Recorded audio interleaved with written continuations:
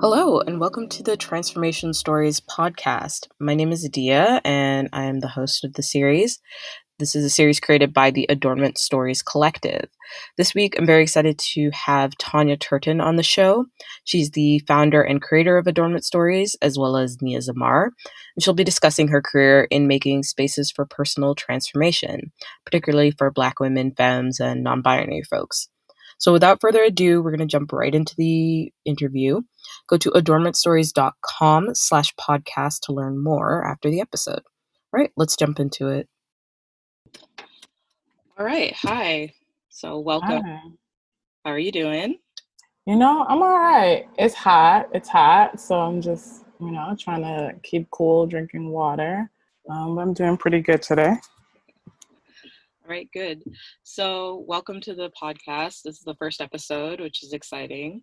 Yeah, I'm so super excited. This has been a conversation for a long time in the works. So I'm grateful to see it coming and manifesting to life now. Yeah, absolutely. All right, so why don't we start by introducing everybody. So you can tell us your name and a bit about what you do. Okay. My name is Tanya Turton, and essentially how I describe what I do is I work at creating safe spaces for people to fall in love with themselves. Primarily, I do that work for Black women and femmes. I'm a wellness educator and a creative entrepreneur, and I am the executive director at Adornment Stories, as well as the creative director and founder of Nia Zamar Redefining Beauty. Great. And yeah, we actually worked together through Adornment Stories.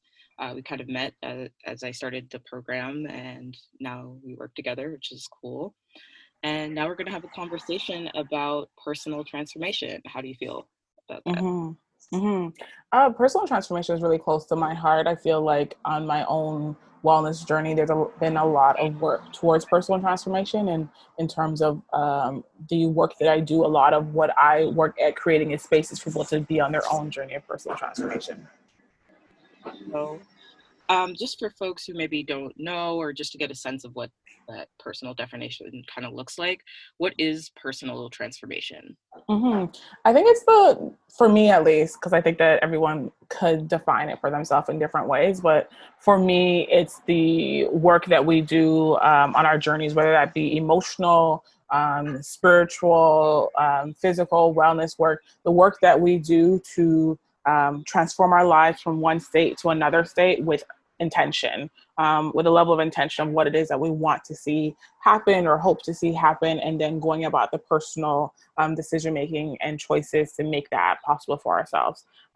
So when I think of personal transformation in a nutshell, I really just think about the personal journey of loving ourselves and then ultimately allowing that love to transform our life and be in a place that we have cultivated for ourselves. So what does it look like to cultivate those spaces of transformation through Adornment Stories and Nia Zamar?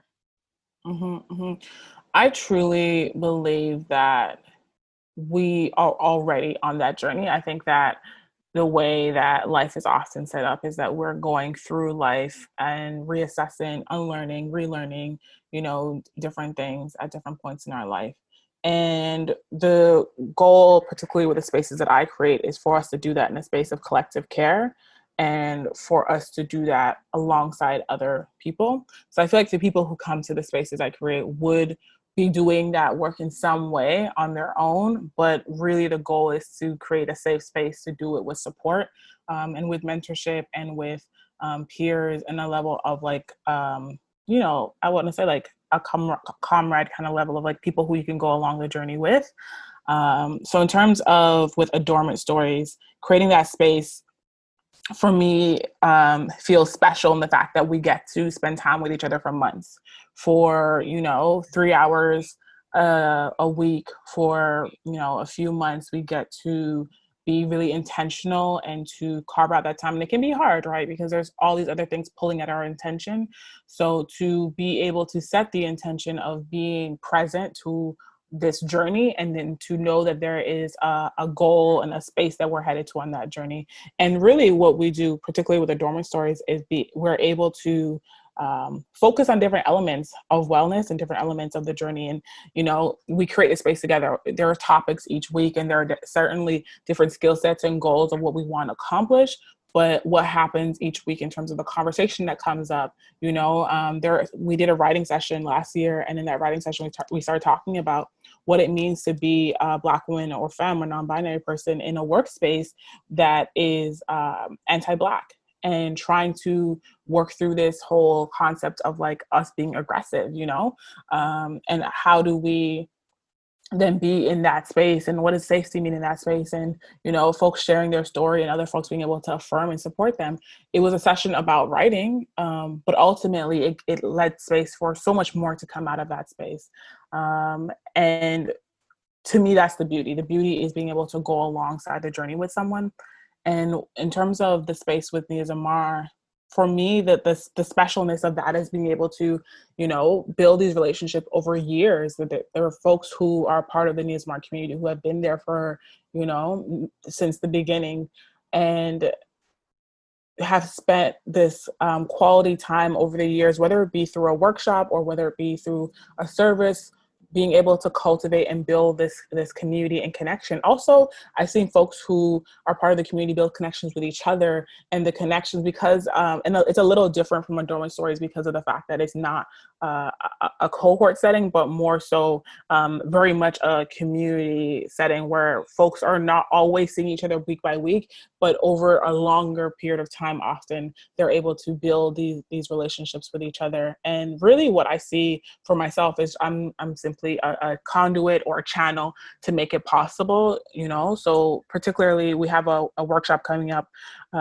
for Nia Zamar that's about this idea of like finding your voice. And finding your voice is more so about being able to be authentic about our expression and our communication, and to really speak out what it is that we want, and also be change makers in the fact of like being able to be congruent and authentic allows us to create change, whether it be personal change in our life or, professional change in other spaces. But the folks who are facilitating the workshop and the folks who are in the workshop are all part of the community and have always been a part of the community. So it's just beautiful to build with people over years, and really when I think about transformation, I think the transformation comes from being in connection with each other and doing the work that we would already be doing in our own personal lives, but being able to be in connection with other people and do that work with them in a way that is affirming and supportive, and also tools, and being able to have tools that sometimes we have a want and a desire to be able to transform our lives and our own personal experiences,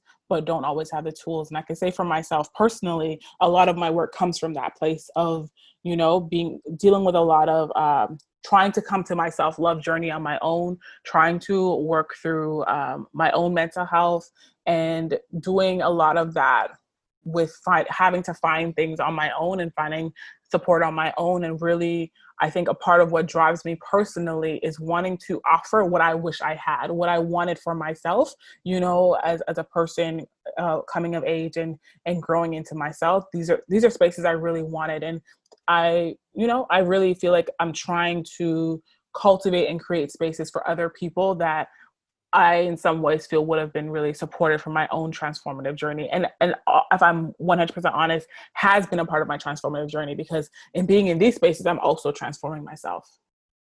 Oh, okay. And so you talk about collective care and creating these spaces that feel safe, particularly regarding to the Black experience for women and femmes and non-binary folk. How important is it to learn from each other in spaces that are by us and for us? As we talk and we make this podcast, and as you've cultivated Adornment Stories and Nia Zamar, how important is it that you get that representation in those spaces? Mm-hmm.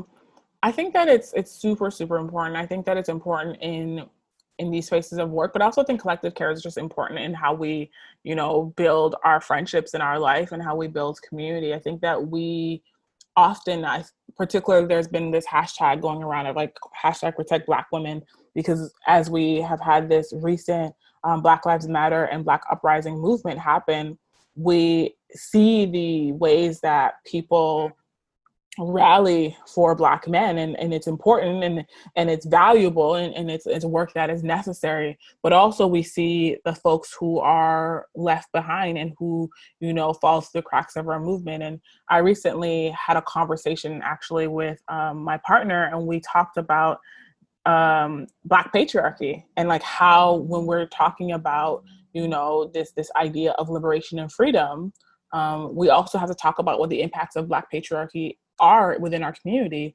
And in this particular conversation, I was talking about the whole situation with Ti and his daughter, and this clip that I just could not believe. It was just this clip of their reality show, and essentially, like, he had not apologized, and he just did not even understand what it was that he did wrong. So I feel like when we talk about protecting Black women, we're also talking about protecting Black women from Black patriarchy and the ways in which it makes it really, really challenging for us to experience this freedom and liberation that this movement is all about, for us to experience it in the same and equitable level.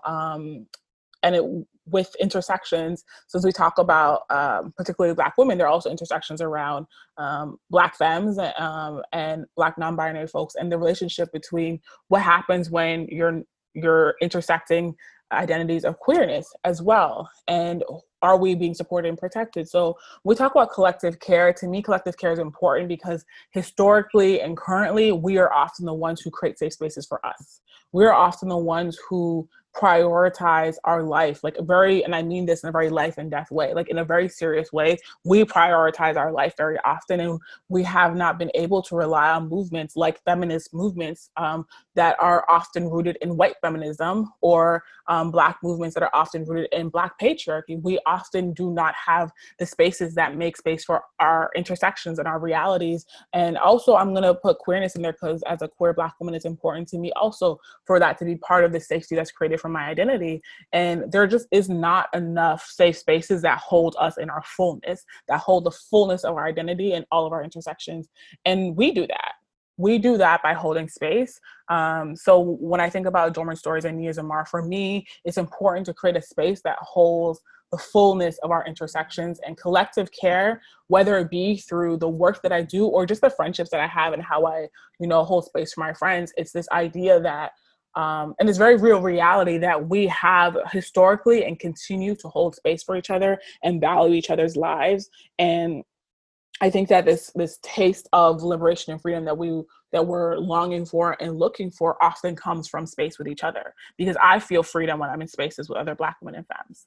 And the want to continue to cultivate that kind of collective care is knowing that in some of my most challenging moments and in life, it has been other Black women and femmes who've created space for me, who've held space for me, and really supported me on my journey. And I feel like we do that for each other. We continue to support each other and make it possible because, truthfully speaking, we can't always depend on other folks to do that for us. So to me, that's part of why it's important. It's important because we need each other.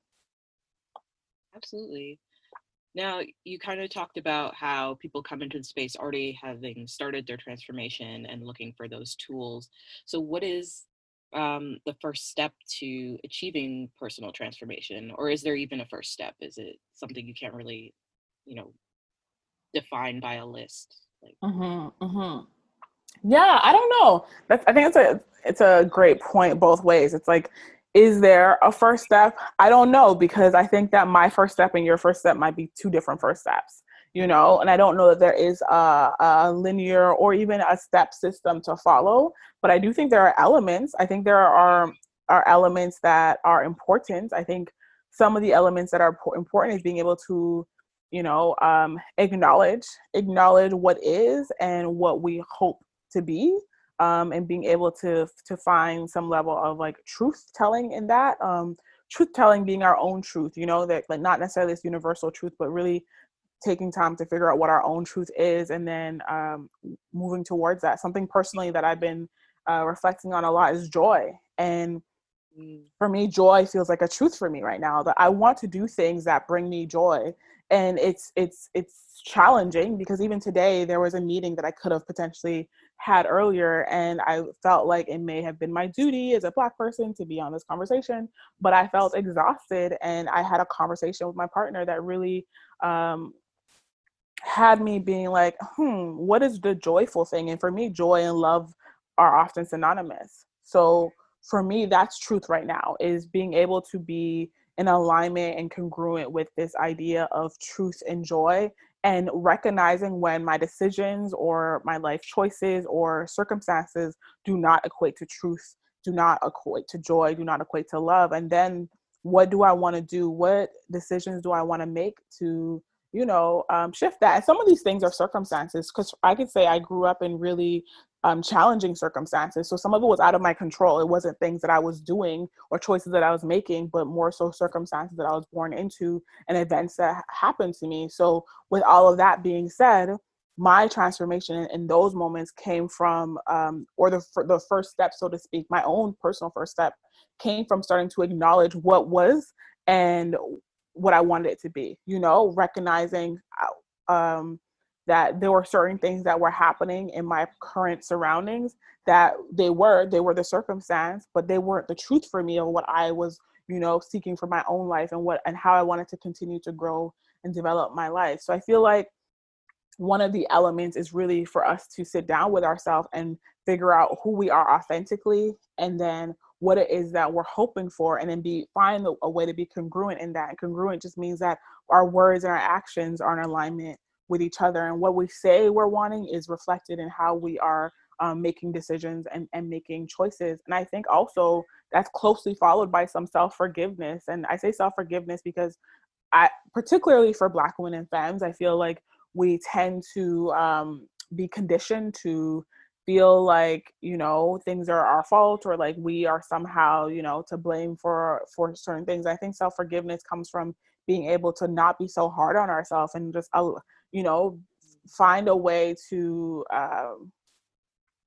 I guess, have a certain level of kindness with ourselves, and to step away from that feeling of like that I did something wrong. And I know that I present with that. Sometimes like something will happen. Even in my relationship, I have to be mindful of not thinking that just because something happened that I have to fix it, or I did something wrong, or I need to make it better, and that means that I'm constantly working through this idea of being kind to myself and forgiving myself, and finding peace in the decisions I've made that may not have like panned out how I hope they would have. So I feel like there are multiple elements is really what I'm trying to say, that it isn't really a step system, which is where I think collective care comes in, and where I think these kind of spaces that are really important in terms of like safe spaces come in, is spaces for us to hear from each other. Then when I hear from you and you tell me a little bit about yourself and your story and things that are important to you, it gives me an opportunity to reflect for myself and find elements of where I could potentially grow, or things that I could add to my wellness plan. And for me, a wellness plan is really important. It's the things that I know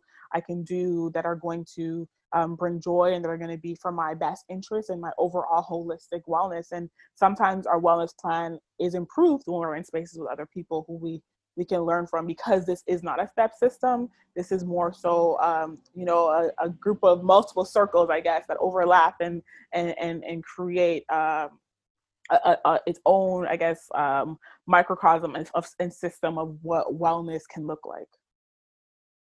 Yeah, definitely. So what advice would you give to someone who's starting their transformation journey then? Mm-hmm. Or maybe they're in the middle of it, maybe they feel like they're at the end of it, although are we ever really Mm-hmm. at the end of it? But Yeah.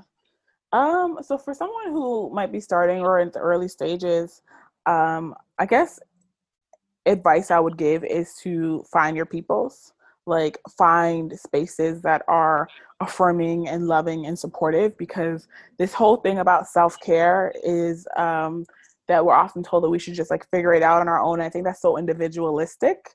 And I think that particularly for Black folks who are often communal people and grew up in communal environments, I think that this individualistic type of narrative doesn't have the same effect or impact. And don't get me wrong, self-care is important. It's important that we, when I think about self-care, I think about self-love, and the way I define self-love is not betraying ourselves. This idea that I'm in a relationship with myself, and that relationship is the most important relationship in my life, and I really work hard at not betraying myself in that relationship. So self-care and self-love for me go hand in hand oftentimes, not always, but not always in the fact that we don't always, find the balance of what that means, but knowing that when I'm self-caring, I'm promoting this idea of self-love within my life. And to love myself means I care for myself. And these things find their own balance. So to me, it's about figuring that piece out for myself,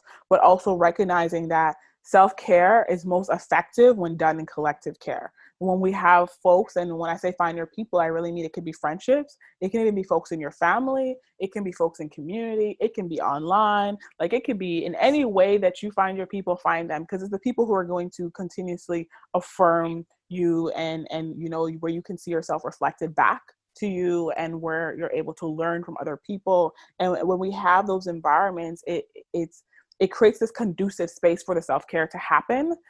It creates a conducive space for more growth and transformation and development. So I think the idea that we should be doing this alone, particularly for us within our community, I think can be tremendously challenging and sometimes even violent, to think that we have to do it alone. So my first thing would say is to really find a way to be supportive in an environment that is conducive to your transformation journey.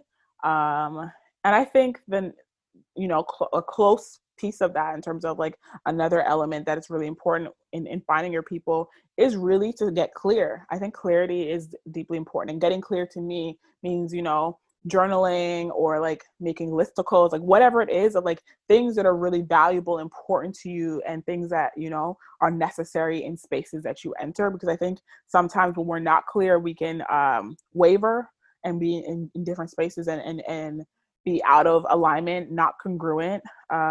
So I think having a certain level of clarity of what is the intention, because it's so possible to do something without intention if we don't take time to make the intention, to just be reactive. And something that I heard, actually from my partner, that I think she heard from her therapist or something along the lines of that, but or somewhere she heard this, I don't know where she heard it, but like this idea that trauma moves fast, and I thought it was brilliant.